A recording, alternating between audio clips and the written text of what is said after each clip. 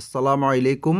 আমরা এখন নন ইনভার্টার ওভেনের ট্রান্সফরমারের সংযোগটা দেখব।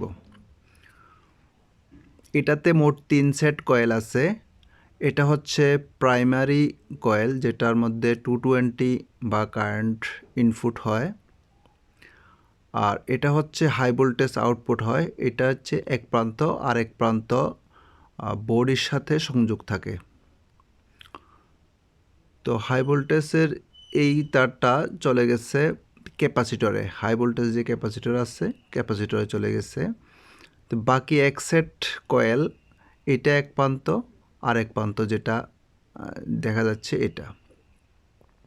তো এক প্রান্ত সরাসরি ম্যাগনেটরে চলে যাবে। এটা দুই প্রান্তই সরাসরি ম্যাগনেটরে চলে যায়। তোর মধ্যে একটা প্রান্ত ম্যাগনেটনেও যাবে, আবার যে হাই ভোল্টেজ যে ক্যাপাসিটরও যাবে। আবার ওই তারটাই আবার ক্যাপাসিটর থেকে এই যে হাই ভোল্টেজ যে ডায়োড আছে, ডায়োডের মাধ্যমে এটা বডিতে সংযোগ হবে।